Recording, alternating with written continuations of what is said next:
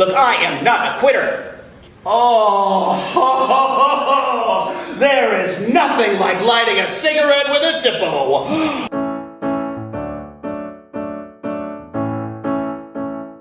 Am I committing fraud, or do I have the right to use my birth name? I actually just went through a breakup myself, which sucks, thanks nobody. And you know, sucks is like, I hate breaking up, because you know if you break up with someone and then even hearing that person's name triggers you?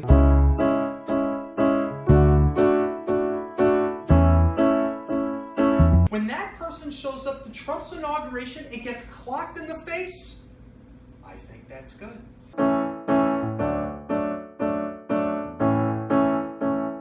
Please, please, please let me call home. The social worker wrote back, it's against policy to make personal phone calls.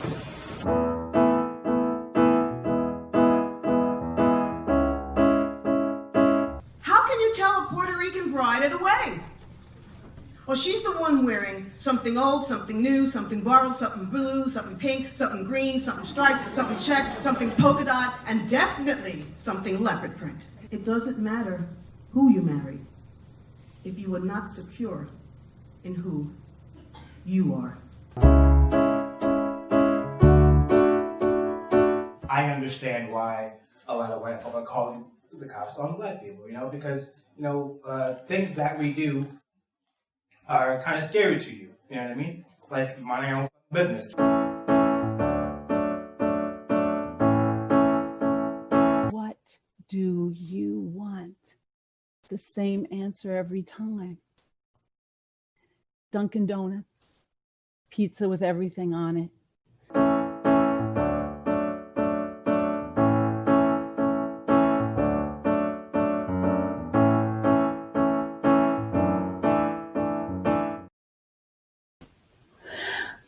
Hi, everybody. I'm Jude Treder-Wolff, president of LifeStage, and we are so excited to be producing Totally True Things, a socially conscious storytelling show. And I cannot thank you enough for being part of our premiere show tonight and for choosing to spend your evening with us. LifeStage is a consulting and training company. We do personal and professional development workshops, classes, and coaching. And we use storytelling, improvisation, applied improvisation, expressive arts of all kinds. And the guiding principle of everything that LifeStage does is that creativity is the energy of change. And so we use these tools to help people create confidence, to manage the real life challenges that we need our creative energy to navigate. The screenwriter Robert McKee said that storytelling is the most powerful way to put ideas into the world today.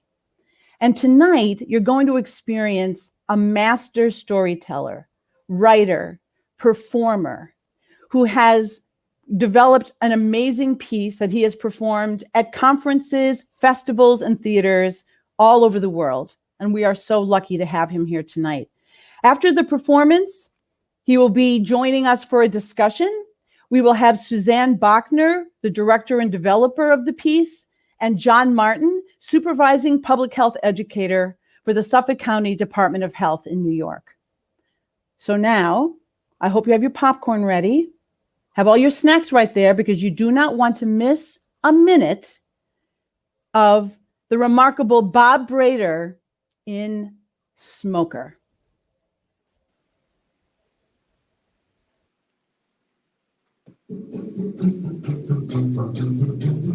Now, I'm a fellow with a heart of gold, with the ways of a gentleman. I've been told the kind of fellow that would leave a mark with you. But it's me and a certain character met, the guy that invented the cigarette. I murdered that son of a gun in the first degree. Of course, it ain't because I don't smoke myself, and I don't reckon they can tell if I've smoked them all my life. I ain't dead yet. But nicotine slaves are all the same with a betting party or a poker game. Everything's gonna stop while they smoke the cigarette. Smoke, smoke, smoke that cigarette.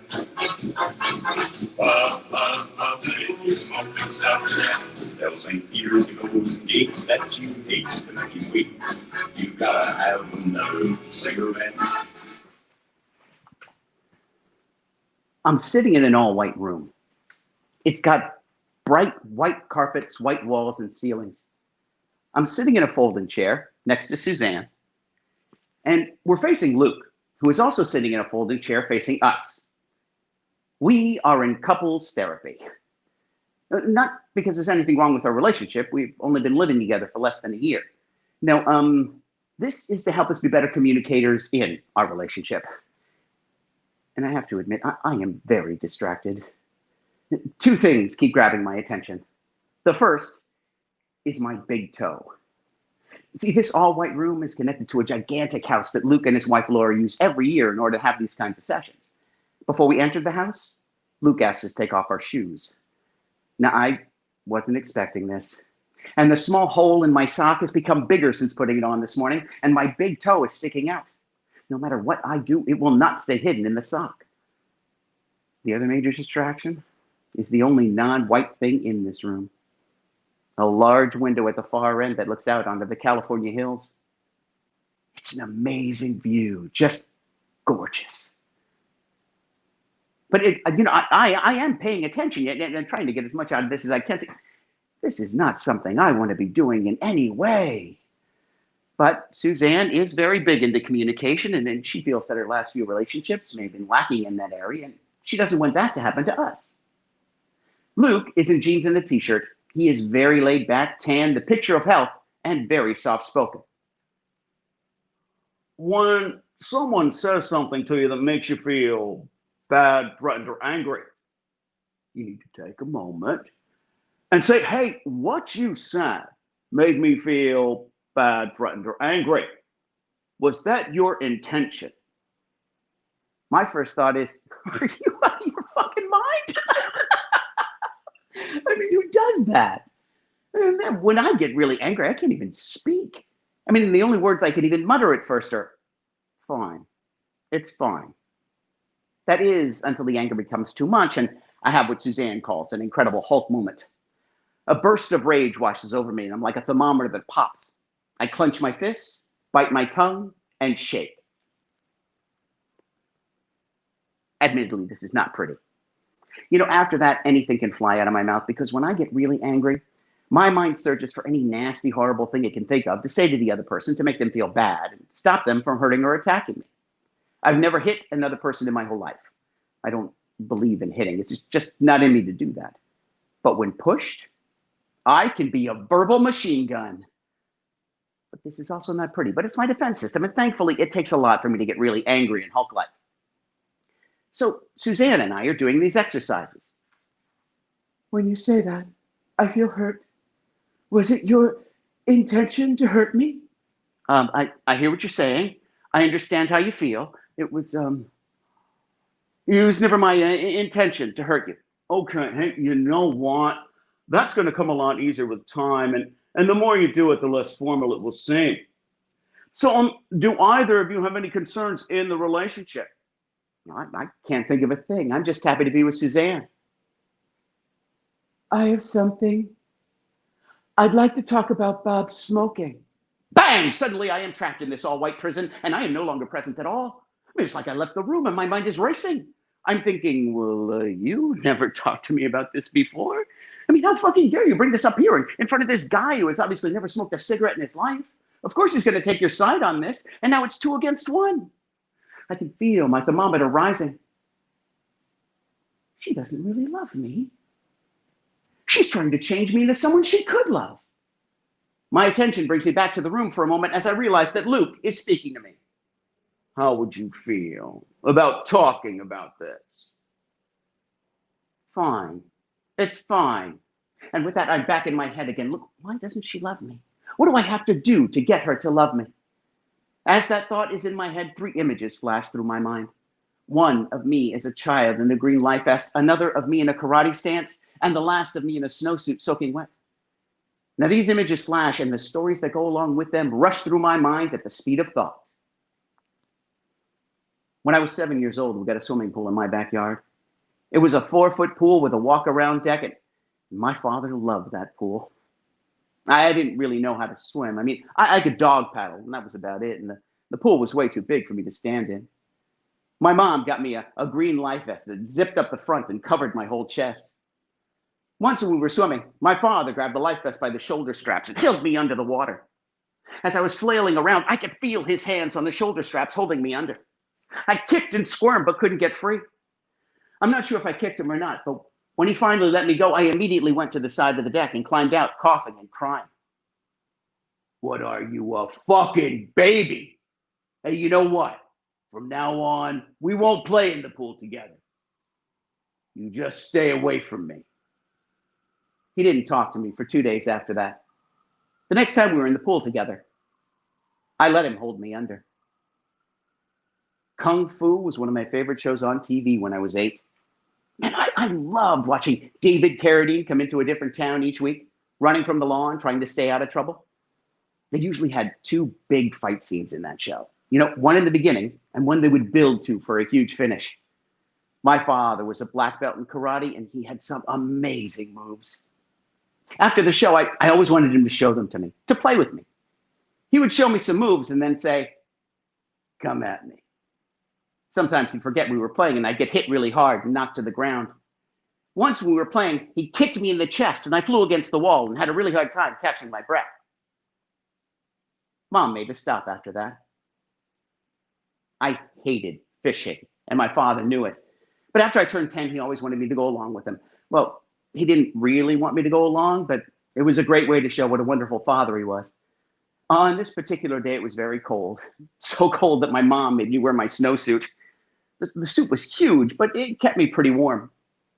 My father was very excited because we were going to be fishing with minnows. Now, I couldn't even get the hang of putting worms on a hook, and now he wants me to learn about minnows. He had a special minnow bucket that sat in the water. So in order to get out a minnow, you had to walk out on the rocks to the minnow bucket, setting in the middle of the water, open the minnow bucket, grab a minnow, and then come back to the land where the poles are. My father set up the fishing poles and was very content. We never talked on these trips, and he never asked me about school or life in general. We had to be very quiet in order not to scare away the fish. I was bored, and he knew it. After a little while, he asked me to get him another minnow. I walked out on the rocks, opened the minnow bucket, and while trying to get out a minnow, I lost my footing and fell in. My father immediately came over and yanked me out of the water. I don't fucking believe you. How fucking stupid are you? You just want to go home. Well, you can get that out of your head right now. You can sit on that rock over there and wait until I'm ready to leave. I sat in that cold, wet snowsuit for another hour before he was ready to go home. The main thing all of these stories have in common is my father and how hard I tried to get that man to love me. Is that the way it's going to be with Suzanne? I mean, how many hoops do I have to jump through to get her to love me? I could feel my thermometer getting ready to pop. I am right at the brink of my Bill Bixby becoming Lou Ferrigno. My mind brings me back to the room, ready to spring and pounce in a verbal barrage, and I hear Suzanne say, "I just love Bob so much, and I want to spend the rest of my life with him. And I want that life together to be as long as possible." And with that, all of the anger instantly melts away. The prison becomes a room again, a weird all-white room. Suzanne does love me. And I realize I have a lot to learn about communication. I walk outside of the house with the weird white room, light a cigarette, and think about the last time I tried to quit smoking. Sharon and I had been living together for the past 7 years, and only about one of those years was good. And we stopped loving each other, even liking each other. I mean, we were experts at making each other feel small and insignificant, yet we were terrified of being on our own. And somehow that fear kept us together.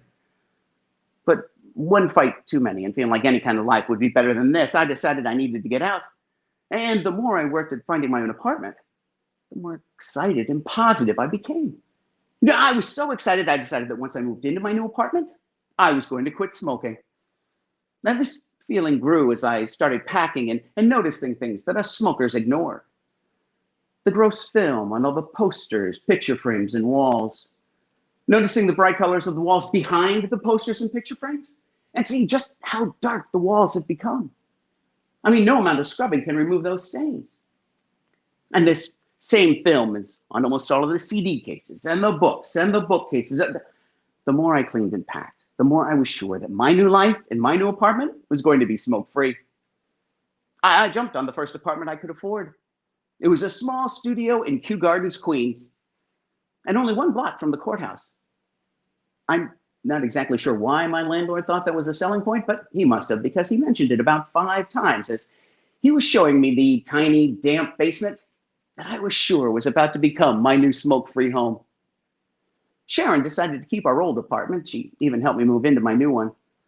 Before she left me standing in a pile of boxes in my new apartment, she kissed me, about as passionately as Sharon and I could kiss at that point in our relationship, and said, "I don't know why you want to do this, but I'll be waiting for you when you're ready to crawl back."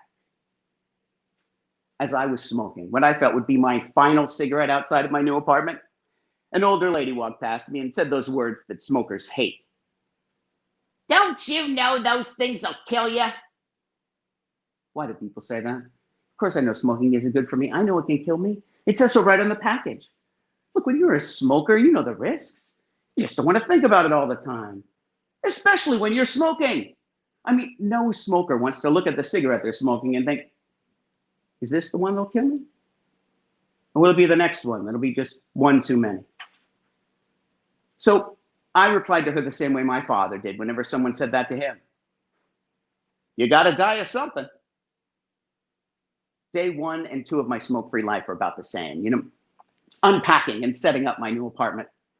For me, when the desire to smoke hits, it's like everything stops. I can't focus on anything. My only thought is I need to smoke. I feel it through my whole body. And then I hear the smoker voice in my head. It's my voice. It's the same voice that tells me to pull my hand away from the flame or that I have an itch that needs to be scratched. Okay, that's done. Let's go smoke. Come on, it'll be great. Hey, remember how good that last cigarette was, huh? This one's gonna be even better. I don't know why you're ignoring me. Look, you know you're gonna smoke again. You might as well have one now and feel better. Why wait to feel good? And do it for yourself. You know what? You deserve this. Okay. Just know I am gonna fuck with you every 10 or 15 minutes until you smoke. Just know your life will be better if you smoke. My nicotine fit is overpowering at times. I have to sit down and let it pass. And that usually calms the smoker voice. It's not just wanting to smoke. It's an anxious feeling of the need to smoke. Another horrible part about the first few days is not being able to sleep. Now, this is a side effect I never heard of. I toss and turn all night. Being in public is even worse. I mean, everywhere I go, people are smoking. I mean, I have never noticed so many people smoking in my whole life. My friends who smoked got the brunt of my anger. Well, you were just outside smoking, weren't you? I can fucking smell it on you. It's disgusting. Don't you know those things will kill you? Soon, friends started bringing me cigarettes. Look, Bob, hey, we love you, but we think you were happier when you smoked. The next few weeks go by about the same, you know, needing and wanting to smoke, but forcing myself not to. The weeks slowly turned into a month, and finally, I started feeling good about not smoking. You know, and confident I had made the right decision. But I feel unsettled in my new apartment. Something's missing. At the month-and-a-half point, I start coughing up small black pieces of tar. Some of my friends who quit smoking told me it was normal. You know, my lungs were cleaning themselves out. And then I actually started to miss her again. Jeez. It's weird how that happens, you know? I mean, you get used to her not being there for you, and yet you long to have her by your side. Oh, I missed her smell and the way I held her. Not Sharon, my Camel Lights. I missed the smell of smoke and the taste of my cigarettes. I mean, I didn't need her anymore. I longed for her. Without smoking, I felt like I had lost my best friend. 3 months in, I find myself sitting up in bed at 4 in the morning, and I realized it. I fucking love smoking. I mean, I love everything about it. I mean, the taste, the smell, the ritual. I started thinking about all the things that I loved. You know, buying that new pack of Camel Lights, packing it by smacking the top of the cigarettes in the palm of my hand, taking off the plastic, opening the top of the box, removing the paper insert, swiping the tobacco off the top of the cigarettes, pulling out the front center cigarette, flipping it and putting it back in the pack. Well, that is my lucky cigarette, saved for last. Now, it is sacred among some smokers, and if you were looking to bum a cigarette and you saw all that was left was the lucky, well, you would understand and bum from someone else. It is an honor and a sign of true love or friendship if you give someone your lucky cigarette. I then pull out the cigarette to the left of the lucky.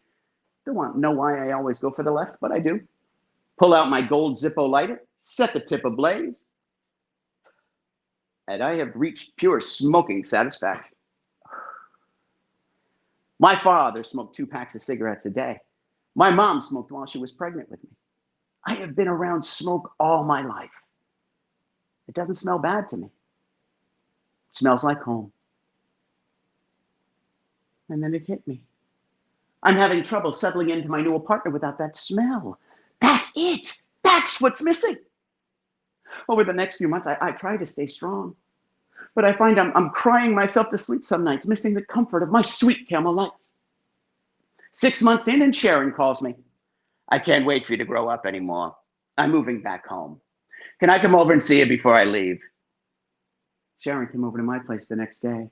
And as soon as she walked in the door, I could smell her. Oh, my sweet Camel Lights! Sharon reeks of cigarettes! I mean, we haven't really seen each other since she helped me move in, and that smell is overpowering, and for me, all-consuming. The place looks great. I can't believe you're able to do it on your own. And you quit smoking. How wonderful. Sharon keeps talking, but all I can think about is the way she smells. And then she kissed me, and I could taste the last cigarette she had, and it was euphoric. Our kissing became more passionate, and I was reeling in the taste and smell of my sweet Camel Lights. Before I knew it, we were naked on my bed. And the smell of my sweet Camel Lights on Sharon made it hotter than any sex we had ever had. As I was getting dressed, Sharon asked me if I could come over to her place and help her finish packing. So the following week, I went over to her place, helped her pack, helped her load up her moving van, and I watched her smoke all afternoon. Later on that night, I was watching the play Cyrano de Bergerac on PBS and found myself crying uncontrollably as Roxanne tells Cyrano she loves him, and then watching Cyrano die. With tears in my eyes, I decided, that is it! It's 2 o'clock in the morning, and I run to the deli. But they're out. No substitute will do. I run 4 more blocks to another deli, and there she is. My sweet Camel Lights and I were reunited that very early morning. I made a vow that I would never leave her again. I was a better person with her than without her. I took another drag from my cigarette as I waited for Suzanne to come out of the house with the weird white room, and I had a chilling thought. Oh my God. At some point, I may have to consider maybe trying at a much later date the idea of maybe perhaps not smoking as much.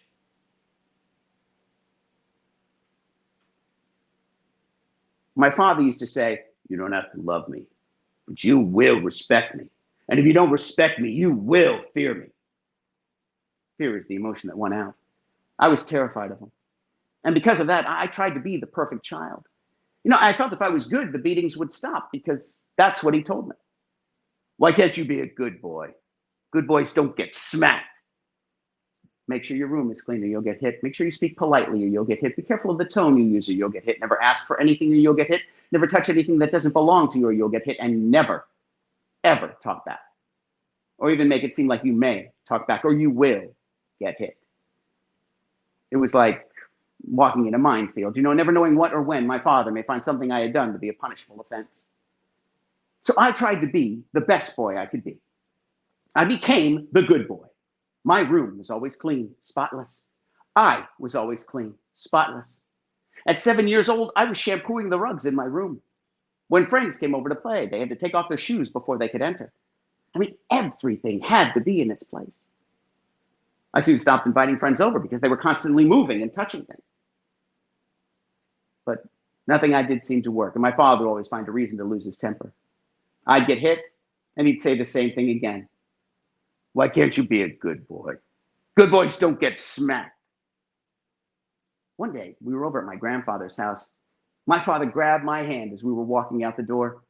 We made it off the porch, and then he turned, grabbed my arm with his other hand, lifted me up, and started smacking my ass while I was dangling in midair. I have no idea what set him off. You know, I used to get so worried and afraid of things that my stomach would ache, and I'd get really bad headaches. The knotting in my stomach soon became constant. You know, I worried about everything. See, I didn't see it as my father is this way. I saw it as everyone is like this. And at any moment, if you're not good enough, people will explode on you, hurt you, stop loving you. Missy grabbed my arm. Come on, I need your help. She had a shopping bag in her hand and she was in a hurry. Where are we going? Just follow me. I've only known Missy for a few weeks. She lives next door to my girlfriend, Michelle. You know, Missy is the most beautiful girl in all of Catasauqua, Pennsylvania.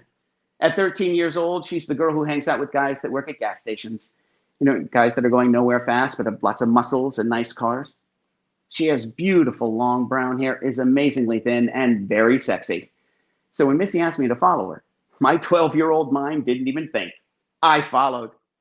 We came to a trestle. It's a bridge for trains. Only they don't use this one anymore, and it's all rusted and falling apart. The train tracks are gone, but the thick wooden boards that go across the trestle that held the tracks are still in place. At least, most of them are. It goes across the Lehigh River 20 feet in the air.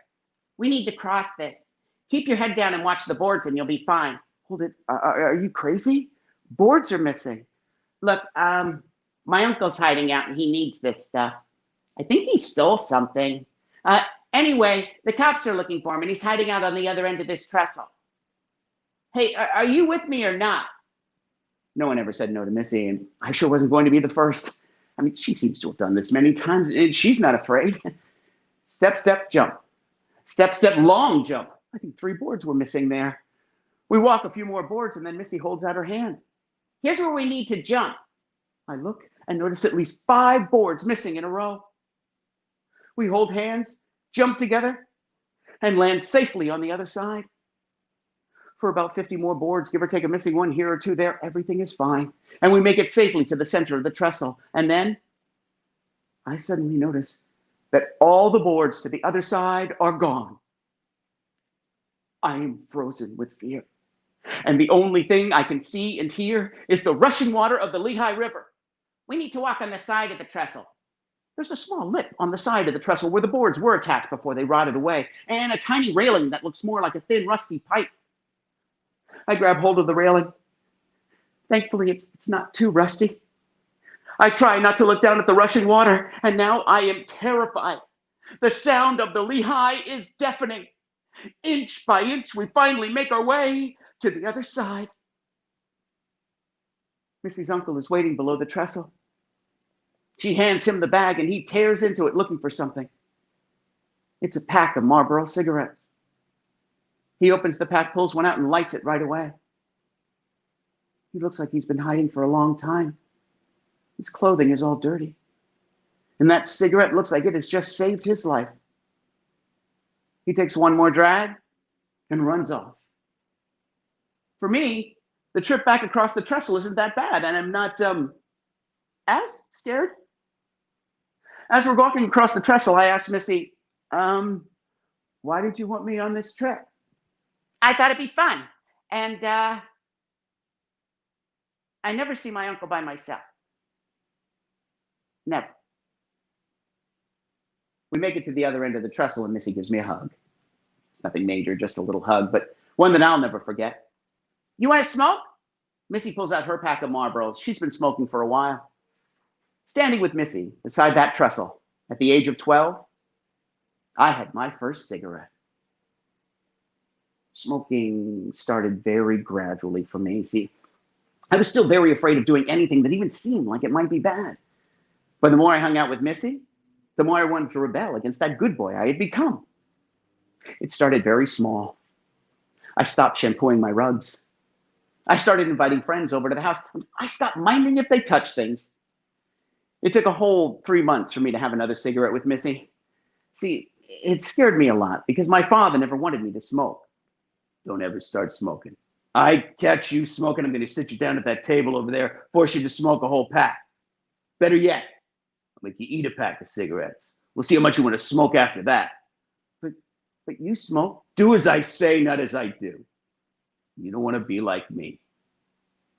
But smoking was so risky and so rebellious, it just kept pulling me towards it. I mean, it was scary, sexy, dangerous fun. When I turned 13, Missy decided I needed to stop being a poser or stop smoking. Look, Bob, if you want to keep hanging out with me, you have to learn how to smoke. Look, I am not going to keep giving you cigarettes just to watch you hold the smoke in your mouth for 2 seconds and then blow it out. You need to learn how to inhale. Missy was not playing games. Now, her reputation was at stake. See, I still looked like the good boy, even though I started dressing like the bad kids. You know, a t-shirt with an open flannel shirt over it. But I feel like I'm wearing a costume. It just doesn't feel natural to me. What do? You relax, hold the smoke in your mouth, and inhale. Her demonstration made it look easy.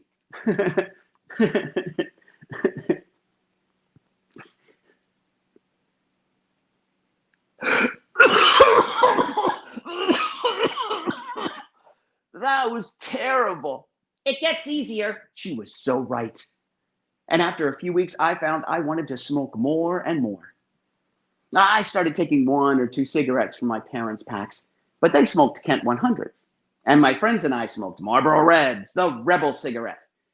You learn very early that not all cigarettes are alike. Before, I was just bumming cigarettes off of Missy. But after a few months, I started buying cigarettes with my paper route money.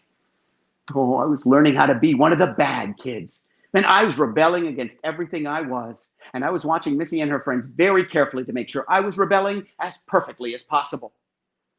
One day, Missy and I were up in my room, smoking. She left and forgot her cigarettes. So I hid them in my secret place, my dresser under my t-shirts. That night while I was watching TV, Mom came downstairs with her hands behind her back. Whose cigarettes are these?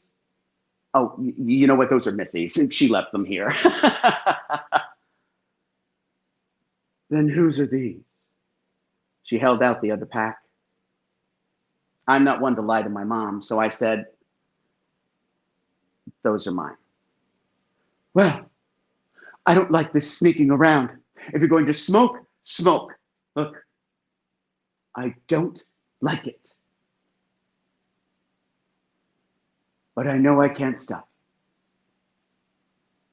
I'm not sure how my mom found my cigarettes, but from that point on, I smoked in the house. My father was furious that I was smoking. You know, I worried for a while that he just may make me eat or smoke a whole pack.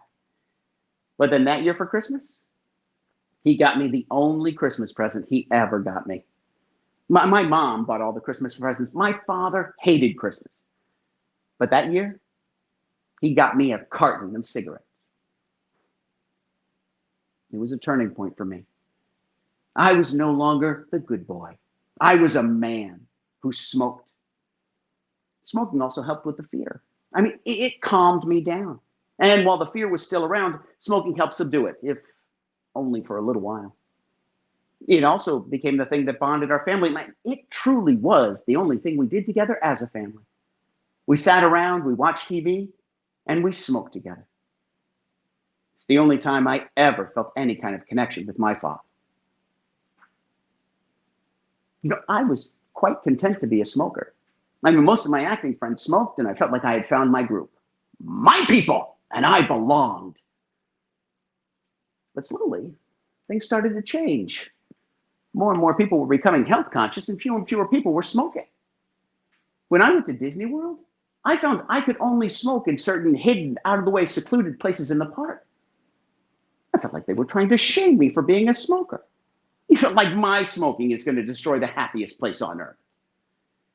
And then on March 29th, 2003, a day that will live in infamy for most smokers in NYC, came the smoking ban.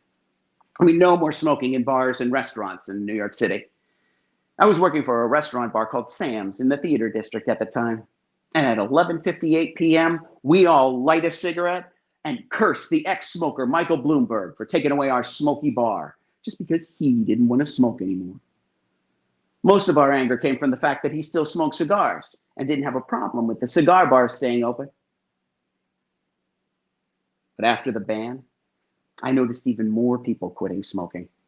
And while I respected their decision and their ability to do it, I had no desire to quit.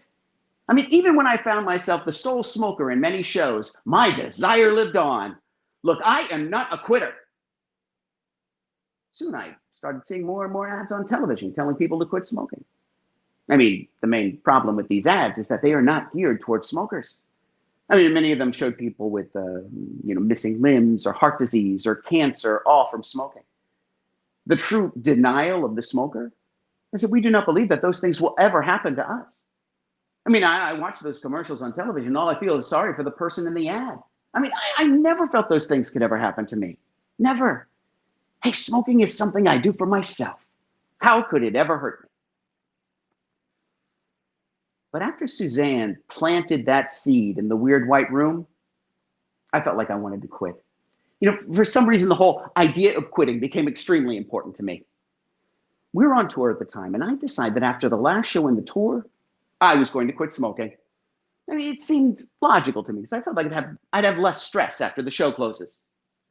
Our tour ends in Woodstock, and I am standing outside of Suzanne's parents' house. I pull out my gold Zippo lighter, and I get ready to light what I feel will be my final cigarette. I look at that gold Zippo lighter, and I remember the first time I ever saw this beauty. It shined as I held it in my hands, and I was sure it was going to be the crowning achievement in the Christmas gifts that I was going to give Michelle. I even had her name engraved in big, bold, majestic letters across the center of the lighter. It was better than the new CD I got her by her favorite band. It was better than the stuffed animal I got her, better than the fancy Christmas card. It glowed as I filled it with lighter fluid, and I was careful to polish off my prints as I placed it black in the black case. I stared at it, knowing how much she would love it. You know, I was hoping this year would be better than last year when we had a fight that lasted through the holidays. Nope. This year is going to be about us and love and that amazing, beautiful gold Zippo lighter with her name engraved on it. A week before Christmas, it started all over again. You were flirting with that girl last night, weren't you? What are you talking about? I think we need to spend some time apart. Look, this has been coming for a long time, and I need time to think. Hold it, where's this coming from? You were fine last night. I think we need to spend the holidays apart and see where we are in the new year. Last year was not a one-time thing. This is some kind of habit with her. If we're not dating, she doesn't have to get me anything for Christmas. And she can use it to get sympathy and be the center of attention over the holidays. I left her apartment angry and determined. The next day, I took back that CD. I took back that stuffed animal. I ripped that fancy Christmas card into about 1 million pieces. And as I was standing outside of the shop where I bought the gold Zippo lighter, I decided to take one last look at it. Oh, man, it's so beautiful. I should try it, just once. Oh, there is nothing like lighting a cigarette with a Zippo. The sound of the Zippo flicking open, the sound of the wheel against the flint, the taste of the cigarette and the lighter fluid, and the sound of the Zippo closing again. It is music and magic. She didn't deserve this Zippo. I deserve this Zippo. I put the lighter in my back pocket and I walked away from the store. Look, the only problem I had with it was Michelle's name in big, bold letters across the center of the lighter. One day, my Uncle Junie saw my lighter. Who's Michelle? My ex-girlfriend. Then what's her name doing on your lighter? You know, I think I liked the lighter more than she liked me. I could fix that. My grandfather had a tool shed in his backyard, and my uncle sat down at a belt sander and very carefully sanded her name off. This gold Zippo lighter and I have been inseparable ever since. It's the best Christmas present I ever gave myself. I light what I feel will be my final cigarette.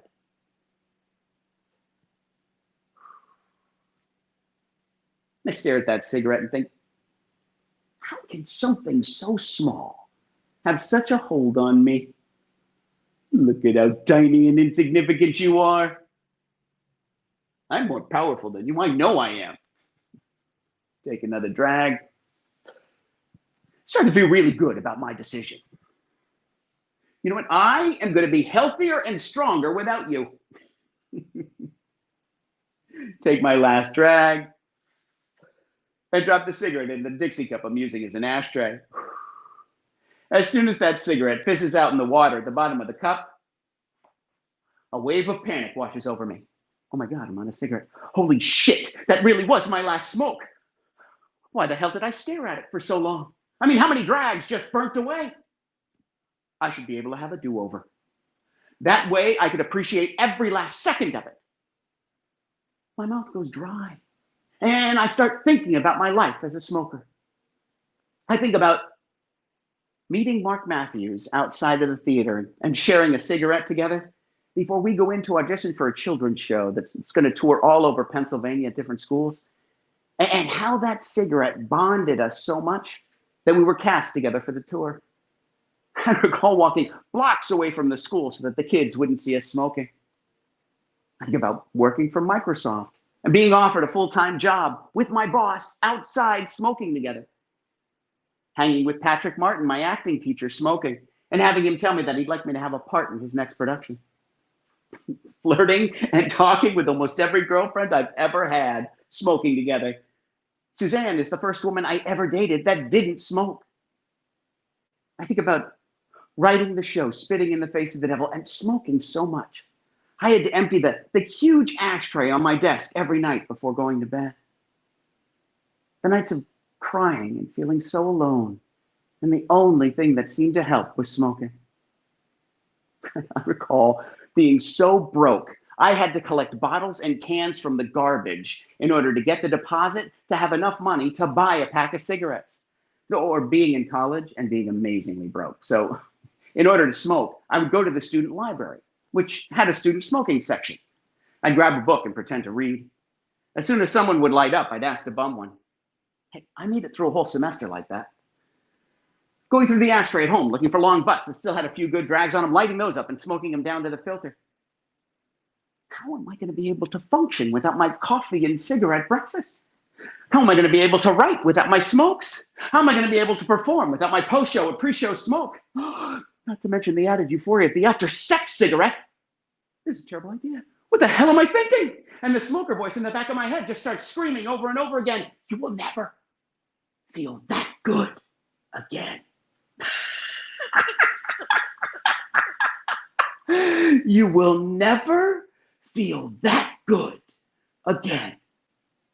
I am standing outside in the cold December air, and all I want to do is smoke!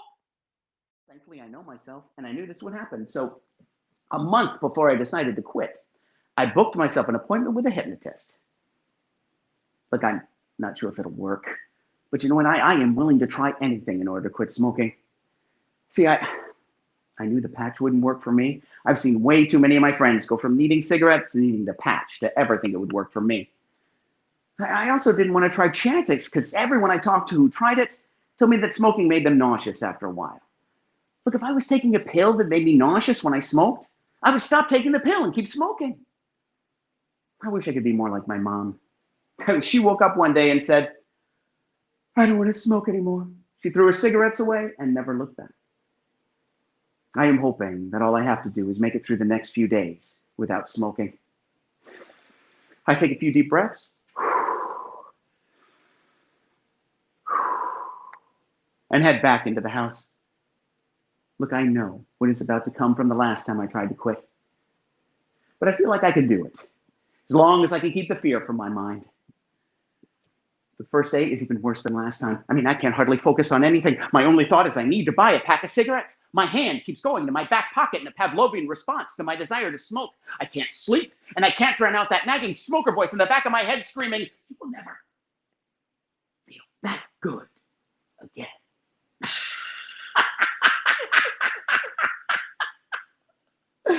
You will never feel that good again.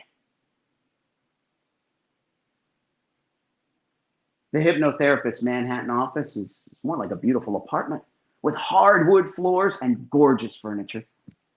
Suzanne and I sit down and wait. I'm a bit nervous. I mean, I've never been hypnotized before. He comes out of his office and he is not what I'm expecting at all. I mean, he is a huge man in a sweater and khaki pants. When I first thought about coming to see a hypnotist, I had images of Johnny Carson's Karnak or the amazing Kreskin, thin, confident, powerful. I seem to have a mix between Mr. Rogers and Jabba the Hutt. I'm starting to have my doubts. "Hello, you must be Bob." His voice is high and squeaky. Again, nothing like I imagined. I am starting to think this is a big waste of time and money. But look, I am inches away from backing out as he leads me into his hypno room. It is also nothing like I expect. I mean, there's no turning spirals or watches. I mean, it looks like a den. Nothing special at all. And then I see the chair. It's a beautiful black leather reclining chair. I hand him his check. "Please, have a seat." And he points towards the chair.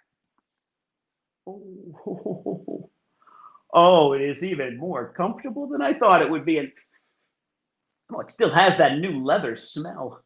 It's like sitting on a leather cloud. Jabba Rogers starts talking, and his voice seems to change just a bit. It's a little more tranquil, and has lost some of its comic tone.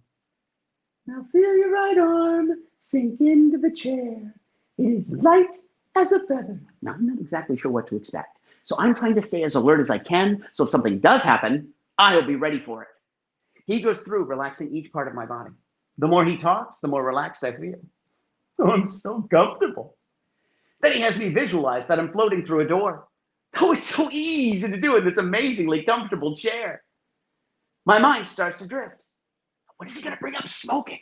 Who cares about smoking when I feel so relaxed? Oh, I'm so high above everything. And what did he say? I have to pay attention to what's going on. Oh, I love this feeling. Oh, I'm so high above everything. What did he say? I'm not doing well at this. Focus, Bob.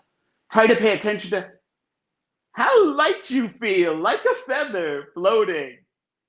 Then Jabba Rogers starts to tell me to open my eyes. I'm not floating anymore. The ride is over. I open my eyes and he's staring at me, smiling. "How do you feel?" Fine. Is that it?" "Yes, that should be fine for our first session. But if your cravings come back, call me." I walk out to Suzanne, and while I feel great physically, I also feel a bit ripped off. I've never once heard him mention smoking, and we were only in that room for about 15 minutes. As Suzanne and I walked home, I apologized. Look, I don't think that worked. I couldn't concentrate. But hey, you know what? We spent a whole lot of money for only 15 minutes. What are you talking about? You were in that room for over an hour. I'm not exactly sure what happened in that room. But after that visit, whenever I felt like having a cigarette, the new non-smoker voice in the back of my head would say, "Well, why would you want to smoke? Hey, you are a non-smoker." For 3 years after the hypnosis, I feel great. I mean, I didn't need to smoke. I mean, no cravings, no desires, no feelings of loss for being a non-smoker. However, when my stress level would get to be a bit too much, The smoker voice would wear me down, and I did start thinking about my Camel Lights. And on one or two occasions, I did bum a cigarette off of someone. And every time I did it, I regretted it. I mean, it wasn't the same. I mean, it tasted terrible, and the smell stayed on my clothing, my hair, and my hands. It was like seeing that old girlfriend that you still want to be with, but you know in your heart it's over. You've moved on, and she's still the same, and you know she always will be. For 3 years, I was stronger without her than I was with her. I mean, I even started to feel healthier. I had a wheeze on my chest, heard it every night before going to bed. Never thought it was from smoking. It's just me getting older. But after it stopped, I had to admit it was smoking that caused it. Oh, I truly felt I had left her behind. And then one morning I'm in the shower. It's very early. I'm trying to wake up. I'm in the process of rinsing my hair, and I hear a scream of pain and despair coming from my wife in the other room. It sends a chill through my whole body. I run out of the shower with shampoo still running down my drenched back. Susanna's on the floor with the phone in her hands, crying. What happened? Oh, no, no, no, no, no, please, no. She's shaking and wailing on the floor. She takes the phone away from her ear, and I take it from her gently, not knowing what to expect. Hello, miss, hello. This is her husband, Bob Brader. This is the county coroner's office of Los Angeles. I'm trying to get next of kin information for a Mr. Patrick Hillen. This was one of the only numbers we could find. That's my wife's ex-husband. Oh, I am sorry. He was killed early this morning in a drunk driving accident. If I had known she would react like that, I never would have told her. That they were still very close. Oh, I am sorry. Do you have any next of kin information? We give her some information and hang up the phone. And then I hold my wife as she cries in my arms. And the shower runs, and the soap drips off my head. And the only thing I want to do is to find a way to help take this pain of hers away. We fly into Los Angeles for the memorial service, and we stay at our favorite dive hotel, the Days Inn.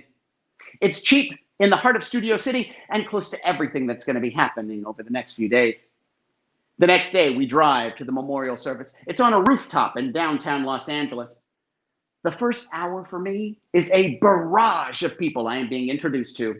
All of these people who loved Patrick. All of these people who knew Suzanne when she was married to him. And all of these people look at me like I am a poor substitute for him. About a half an hour later, I notice out of the corner of my eye the gathering. It's something us smokers have a sixth sense about. Now, we can tell when a group of people are just gathering to talk or gathering to smoke. It's all just a bit too much for me. A little too stressful. I walk over to one of the smokers and ask to bum one. In a flash, his box of Marlboros is open and he hands me one. I put it to my lips, his Zippo ignites with a click, and I inhale.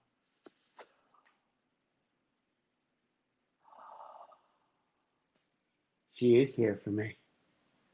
I need her and she is here, making me feel totally relaxed even in this highly stressful situation. I am now ready for whatever comes next. The ceremony is beautiful, with almost everyone getting up to say something about Patrick. It is moving and heartbreaking. So heartbreaking, in fact, that I make my way over the smoking corner quite a few times. Look, I also like Patrick. He was a good person. And this was a terrible thing that happened. I mean, you can see the shock on everyone's face. And I stand by my wife and hold her and comfort her and wish again that I could take all of her pain away. Later on that night, we're going to a bar called the Fox and Hounds. It's a 5-minute drive from our hotel. Suzanne drives us to the bar, and I know I'm going to be the one driving us home because if ever Suzanne needed a drink, it is now. And the only thing I'm thinking is, I hope some of the smokers make it to the bar. We walk into the bar, and it is loud and a bit crazy. Shots are lined up immediately, and everyone starts taking one, getting ready to toast Patrick. It's a Jaeger shot, one of my favorites. We toast, to Patrick. I down it, and then I tell everyone, I'm cut off. I'm going to be driving tonight. They all understand, sort of. And I step outside. A guy named Daz comes along outside with me. He's a smoker, and he has my precious Camel lights. He hands me one, with my mouth watering, and I take her in. I want you to know, mate, we all think you're all right. What? Coming along with your wife to the memorial service and all, not knowing what to expect of being a stand-up guy. Hey, we all got a lot of respect for you. Thanks. I just love my wife. I'd do anything for her. No shit. Well, you are a stand-up guy. The night goes longer and longer, and I find myself spending a great portion of it outside. Suzanne knows I'm smoking, and while she's not happy about it, she understands it. However, I spend a little bit too long outside on one of my trips. I come back in, and Suzanne is trashed. Now, I expected this. It just came on so quickly. I get ready to go out, and she's just a little tipsy. I come back in, and she's a mess. Now, this is abundantly clear by the way she's standing. Well, not so much standing, but swaying. I'm not worried. I know she's fine. But then, this very young, muscular, jockey guy comes walking past Suzanne.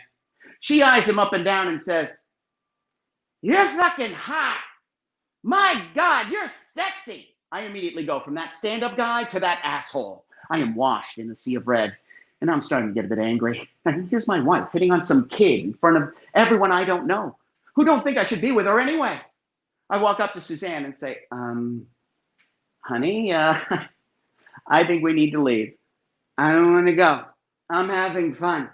Sweetie, we've been here for over an hour, over 5 hours, actually. I think we need to leave. Fine. You're a poop. Suzanne goes to say her goodbyes, and I walk outside for one last smoke. The cigarette blazes red as I suck it down so fast I'm getting a bit of a head rush. She comes out of the bar, we get into the car, and I lay in. What the fuck was that all about? What are you talking about? You hit on some kid right in front of me. I did not. Yes, you did. I start the car and start driving out of the parking lot. I'm watching the road in front of us, but nothing else. I don't know what you're talking about. I'm trying to have a little fun, and all you want to do is spoil everything. I'm driving down the road and only notice out of the corner of my eye the flash of the lights. I look up at the rearview mirror and realize that the car is set up for Suzanne and not me. I'm a little shorter than she is and can't really see out of the rear view. I adjust the mirror and now see the cop car directly behind us. It is only in this moment that I realize that in my anger, I forgot to turn on the lights. I pull on the lights, but not in enough time for the cop. He hits his siren and pulls us over. My anger immediately shifts into fear. I've never been pulled over before. I've only had my license for a few months. I have no idea how to handle this. Suzanne also has no idea what to do. Fuck! What are we gonna do? I don't know. The cop comes over to the side of the car. License and registration, please. I hand him my license, and Suzanne rummages through the glove box looking for the rental agreement. You know why I pulled you over, right? I had to flash you twice before you turned on your lights. You been drinking tonight? My wife has. I had one hours ago, but that's it. Why don't you come out of the car? Now I am terrified. Everything I know about Los Angeles cops is bad. I'm worried I'm going to get beat up out here in an LA street corner. Look, I only had one drink 5 hours ago, but maybe that was too much. I get out of the car and follow the cop over to the sidewalk. His female partner is already standing on the curb waiting for us. Okay.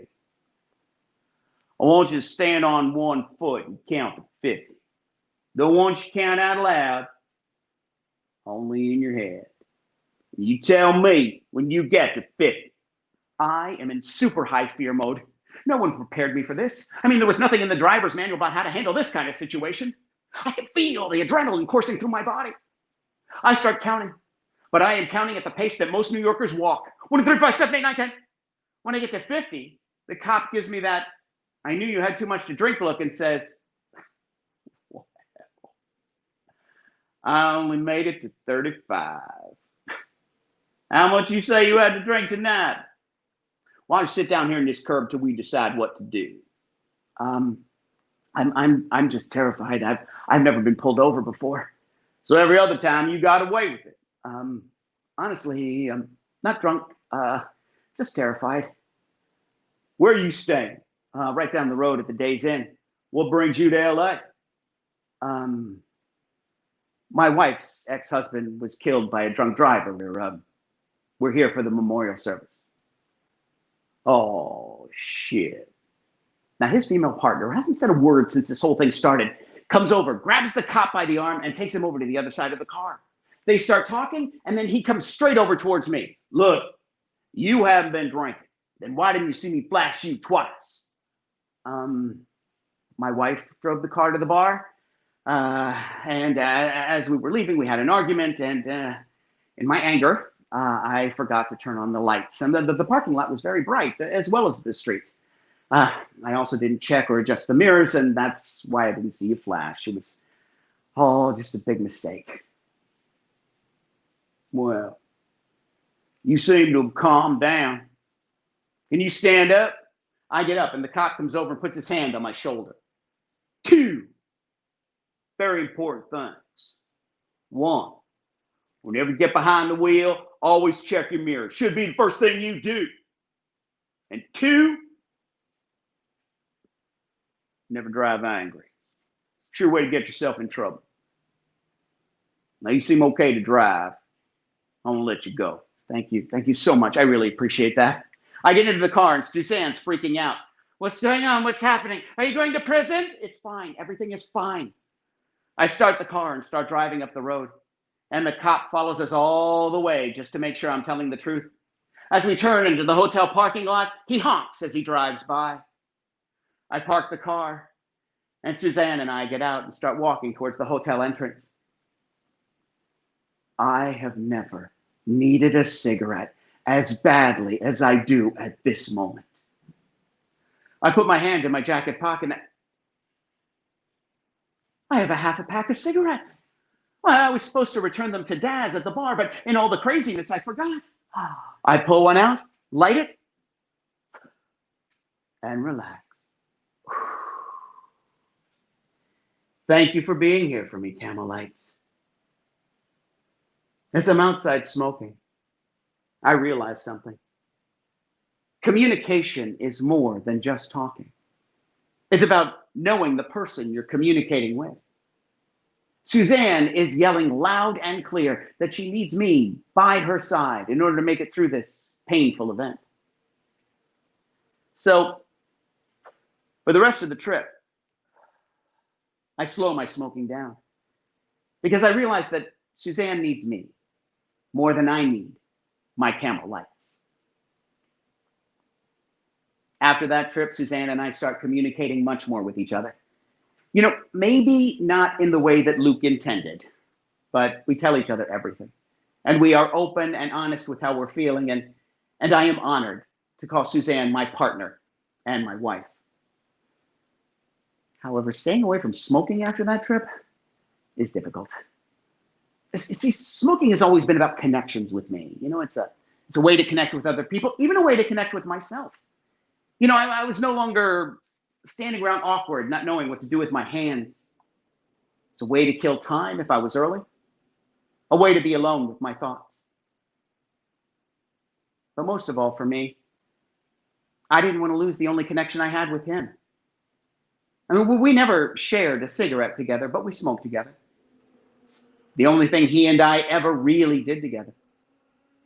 After all the beatings and the lies and the betrayal and how much I grew to hate him, I still long for any kind of connection with that man I called my father. He died in 2003 at the age of 58 of a massive heart attack, mostly due to smoking. Smoking really is the worst thing you can do to your body. I mean, it slowly eats away at you. I mean, that's one of the truly insidious things about it, is just how slowly it destroys you. Another horrible thing about it is how much we smokers love it. No, my Uncle Junie, who fixed my gold Zippo lighter, I mean, he was a smoker also, but, oh man, he was hardcore. I mean, he smoked Camel non-filter cigarettes. He had to quit because he got a major lung problem. Even just walking up or down a flight of stairs would wind him so much he'd be gasping for air. He once said to me, "You know, if it wasn't for my breathing, I'd still be smoking." I loved it.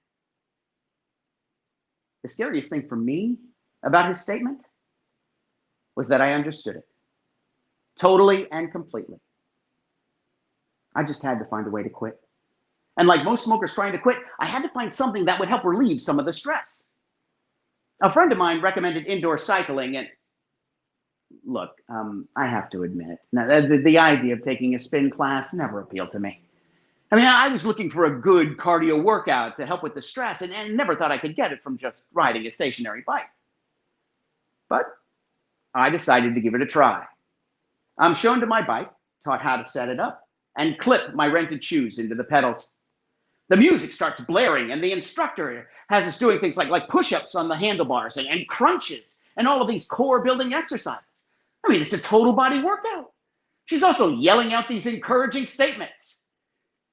Live your life like you ride your bike. We also had some time we were just riding to the beat of the music. And during that time, my mind drifted back to my old bike. I hadn't thought about that bike in years. It was a yellow 5-speed with a black banana seat and huge handlebars that made me feel like I was riding a motorcycle. I had a radio in between the handlebars attached with a lot of tape, and a thin orange pole attached to the back of the bike, which had a flag with the Roadrunner on it. I loved that bike. I left that first class smiling, thinking about riding around the back streets of Whitehall, Pennsylvania. The class was pretty intense, and I decided to keep going. I mean, it was positive, it made me feel stronger, and able to face being smoke-free. The more I went cycling, the more I pushed myself, trying to get as much out of the class as I could. Man, I was enjoying the intensity of it. And then one day, I'm pedaling pretty hard, and Olivia, the instructor, is yelling out these encouraging statements, only this time she says, "Forget about everything outside of this room. No one can hurt you when you're riding your bike."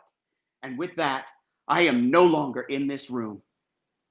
I am that little boy, riding my bike as hard and as fast as I can. Riding through the pain of having an abusive father. Riding through the fear of being hit again. Tearing through the streets, working through the anger and depression. Many times having to pedal standing because the bruises on my ass and legs. This is my release. This is my escape, and she is right. No one can hurt me when I'm riding my bike. When I am on this bike, I can work through all of those pent-up emotions and truly feel alive. I am not just riding to get away from my father. I am riding to overcome him. As my mind slowly brings me back to the room, I realize I'm crying. Thankfully, nobody notices because I sweat like crazy during those classes. But I'm not sad. These are tears of joy. When I used to look back at that little boy, I used to feel sorry for him. But today, I realized how resourceful he was. How he could have turned that anger and bitterness on others or on himself, but instead chose to ride it off on his bike. The bike that he loved. The bike that made him feel free. I look back at him, and I'm proud of him. And I also start to feel proud of myself for, at least right now, being able to leave the cigarettes behind.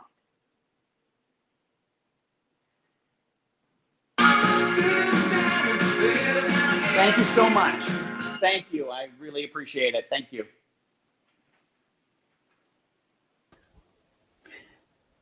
Thank you so much, Bob. I connect to this story in a personal way because I too once had a love affair with smoking.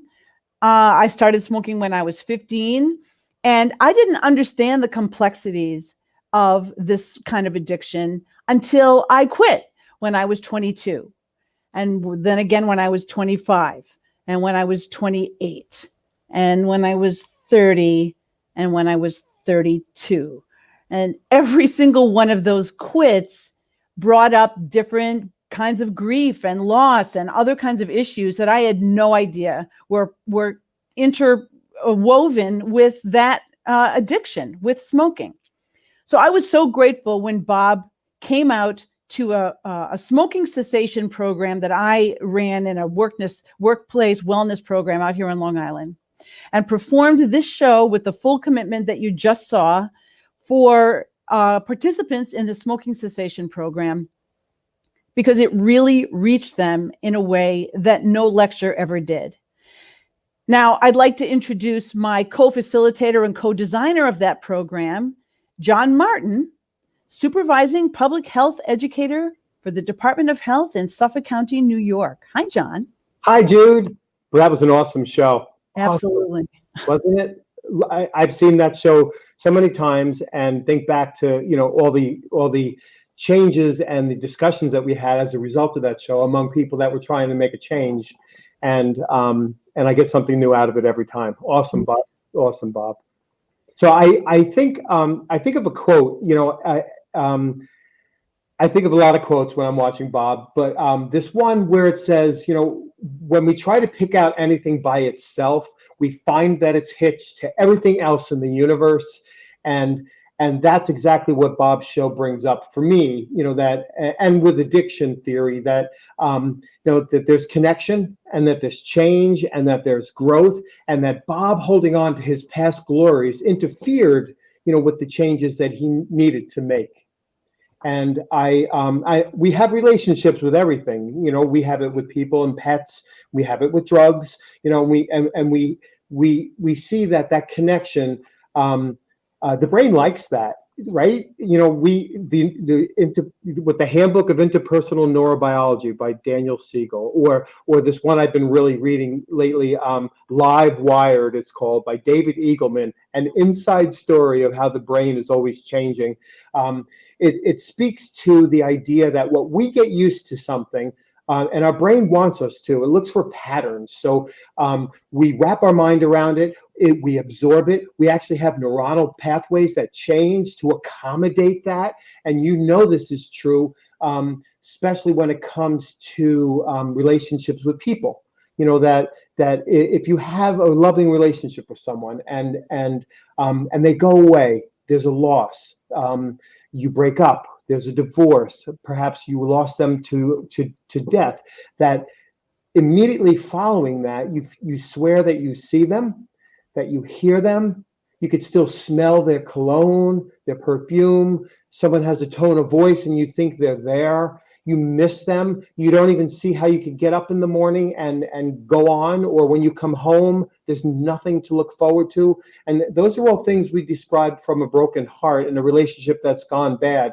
And it's also the same process the brain goes through when we're in withdrawal, that when we get used to drugs. And the brain wants to feel good.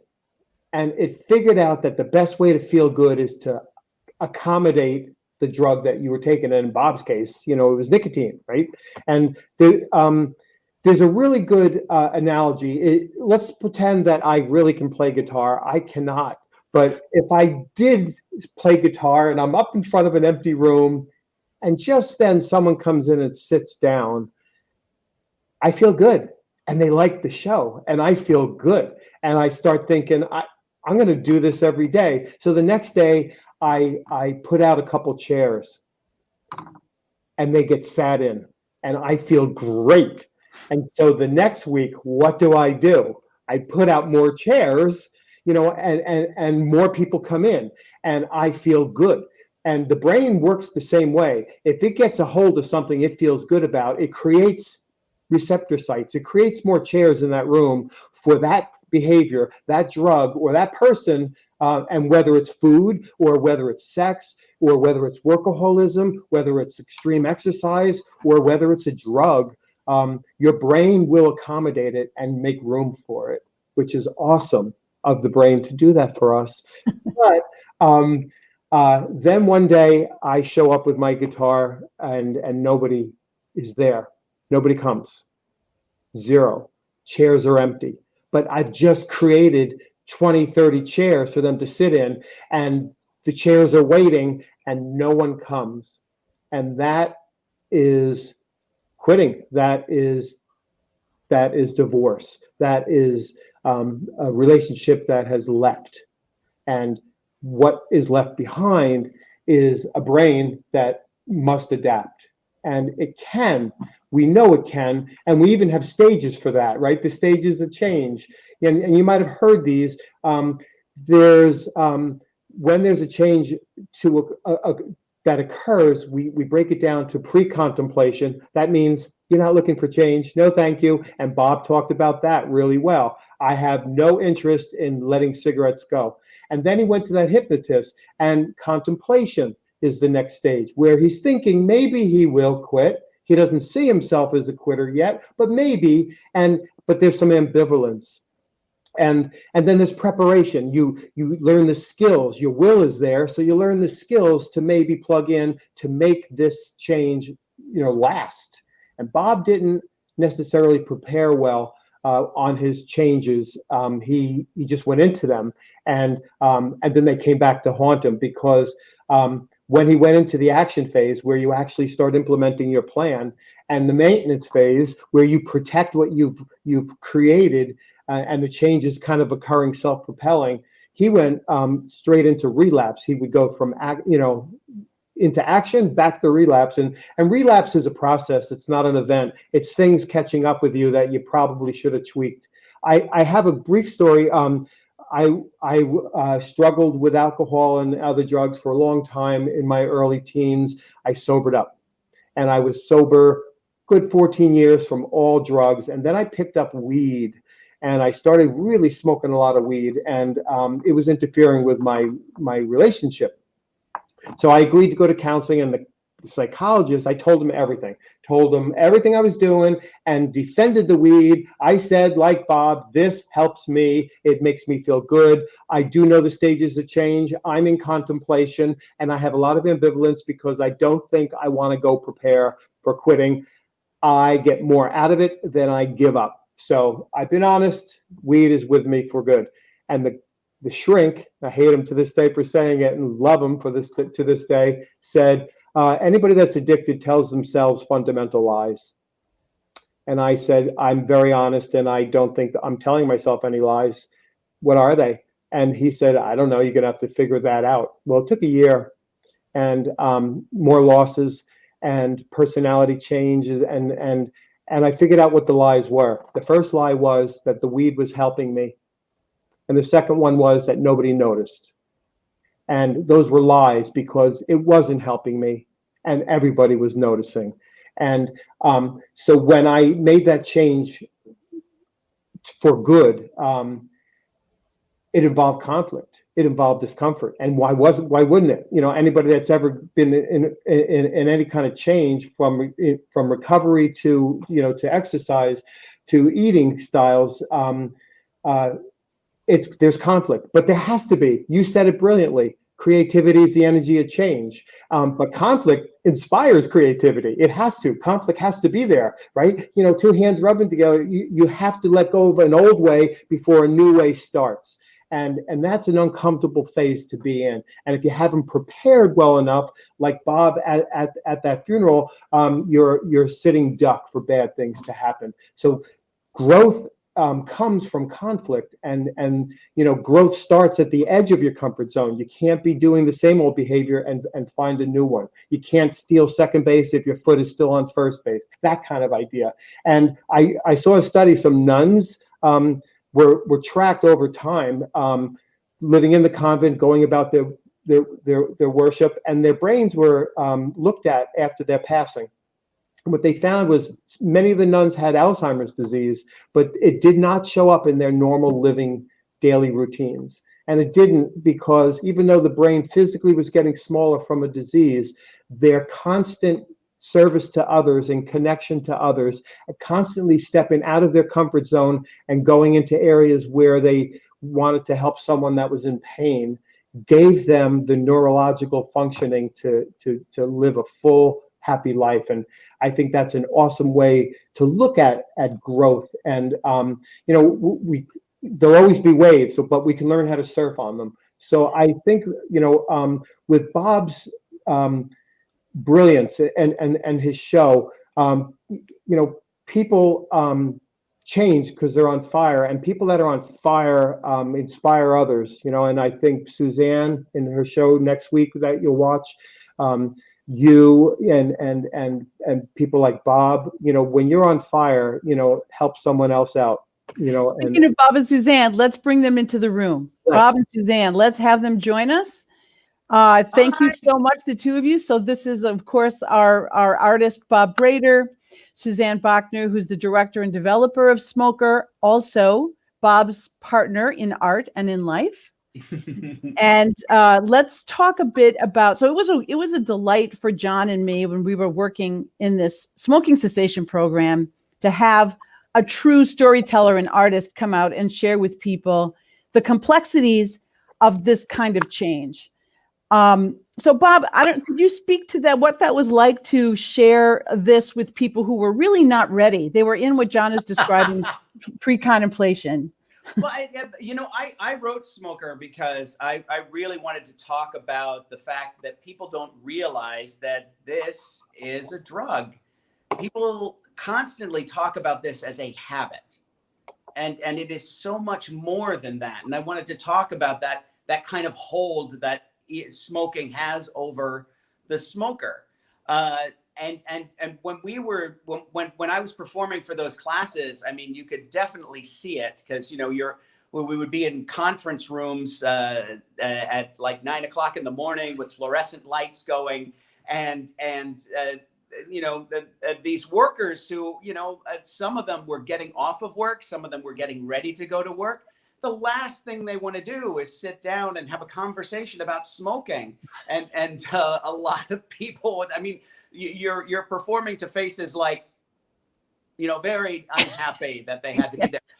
But I think people did appreciate it because, again, what I also wanted to talk about with the show is that, I wanted to present a smoker as someone who loves this thing. Smokers love smoking. We love it. And I wanted to talk about that also. And I think that's one of the reasons why I think it has resonated with some people, is because I don't sit there and say smoking is bad, stop, smoking is bad, don't do it. I mean, a smoker already knows it's bad. They just don't think it's going to hurt them.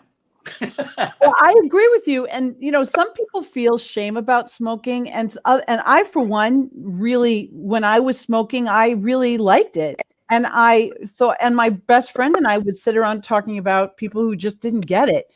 They just didn't get, and that was the mindset that we had. So to talk about that, that there is a fun side of it, and you're just not looking at what it's costing you. And what I used to say to people sometimes when they were, well, what I want to say about your show before I tell you the thing I used to say to people is that it truly did resonate and gave us many weeks of deep conversations with people in those rooms, because people would sometimes walk me to my car after your show or after the following class, and they would say, my dad is Bob's dad. They would say, I was in a family like that. I never connected the dots that abuse was linked to why I have so much trouble with stopping this thing, or why I love it so much. And John, you had said, I wonder if you could say that quote about how smoking is related to a broken heart. Quitting smoking is related to a broken heart. Yeah, a broken heart and drug withdrawal follow the same processes in the brain. The idea that your brain is adapted to it and it's become your new normal, whether you expect that person to be there when you wake up or go to sleep and now you're broken up, or you expect that cigarette to greet you in the morning, greet you when you're home, greet you when you're stressed. And the brain adapts. It gives itself pathways to count. It counts on your loved one to be home and to hear your stories and to celebrate your joys. And what we talk about in treatment is be careful of all the firsts. And Bob eloquently described those: the first New Year's Eve, the first funeral, the first wedding, because those are connected to memories. It's not time that hurts us when we have trauma and memories. Post-traumatic growth tells us it's other memories. that, that we have to watch out for. And Bob did a great job at kind of like diluting the memories of what that Zippo lighter meant to him, over time, and what the cigarettes meant. And he found something else that gave him, comfort and gave him the dopamine rush. And it was Suzanne, and it was and it was connection, to and health. It was the bike, and that's how we reframe things. We find novelty in every day, and that gives us the brain, comfort to get through that day without the unhealthy. So speaking of Suzanne, what is it like to direct a story that you are in? It's an interesting endeavor, because I had directed Bob's show Spitting in the Face of the Devil first, and where there was, which was a lot about his childhood, and, there was a total distance. And then when this material came, I was his director and developer, and I was going to do this job. And then all of a sudden there's this Suzanne character in it. And I said, what do I have to do with this? And I always accuse Bob, who is incredible with voices. I always accuse him that my mother-in-law's voice and my voice sound a little similar to me. That could be a coincidence, I don't know. But, there are some shamey moments for me in this piece, and some really, really difficult moments for me. So Bob had really asked me, because I don't remember saying anything about that hot guy at all. I didn't even remember a hot guy being there. But at any rate, Bob asked me, do you feel, is it okay if I tell this part of the story? And I said, that part of the story is your part of the story. That is your story about how you got triggered to smoke at that memorial service. That's not my story. That's yours. So that's a tricky negotiation, but I think it was a really important story to tell, and is definitely such a piece in Smoker that's vital, as we've been discussing it. But it is weird to direct my partner doing me. Being me. It is a little trippy, but I also love it. Oh, so I love that. I love that about your relationship. And it also speaks to, what John teaches about, and you guys are demonstrating through your art. The two things that really heal us are love and in a way, art. Like making something out of our suffering, making something out of our struggle that benefits other people. And so you guys have that love for each other. That's a healing element in your life. And then you create something together that goes out into the world and benefits other people. And we know, John and I know, that had real impact on people who needed it. And when and how people applied that in their life they have that. We plant those seeds. They take that story with them. So tonight, what's the message, John, that you would like? What would you like people to walk away with tonight? Well, I'm going to let you think about that for 1 minute, and then I just want to say to the audience. So there's a crawl at the bottom of the page here, and you will see a few things. One is a number that you can call for a hotline if you need it. There's a Venmo address for Mr. Bob Brader. Now, if you feel moved by the story that he told tonight, understand, I mean, we do pay performers in this show. That said, if you feel moved to know, it costs artists a lot of money to create their work. So if you want to throw him some money, there's his Venmo. And I hope that you will do that to show your appreciation for what he contributed tonight. And with that, and then there's LifeStage's website down there, lifestage.me. Check it out. We have classes and workshops and future events coming up. So, John, what do you want people to walk away with from this event tonight? Well, I can't help but think that just one line, that change in the brain occurs when there's a difference between what you expect from life and what is actually given to you from life. And so you can learn to put a space between how you feel and what you do. And in that space, you plug in all the meditations, all the healthiness, all the connections, the new memories that you make. And and we'll keep you from opening that Zippo lighter one more time. Thank you so much. So, Suzanne, what would you like us to walk away with tonight from this piece? I just a sense of love and connection that I always feel hearing this story, and I think that John was also saying in terms of what can fill that gap too. What can heal wounds, and it's always love and connection for me, and with this piece, and the love and connection that Bob, really found that he had with his father that he didn't know until he actually created this piece. I'm really glad you pointed that out, because there's so many moments of discovery in this story that are like what happens when you go through a process of change and you realize, oh, that was in me, and this pain was in me, but also this other reality was in me, so beautifully expressed. So thank you, Suzanne, for reminding me of that and for sharing that. And Bob, what do you want to say in conclusion here tonight? Well, I'm hoping that, and not only the smokers, but I'm hoping that a lot of the non-smokers who are watching will be a little more understanding of their fellow smokers, or people who are smoking around them or in their family. At least trying to understand that, again, quitting is really, really difficult because it's a drug. And I that is something that I think is really vital, because I think so many people forget the fact that this is a drug. And then because we see people smoking every single day, right? Everybody's out on the street. We see tons of people smoking. We don't think of it as a drug, but it is. And it's really super hard to quit.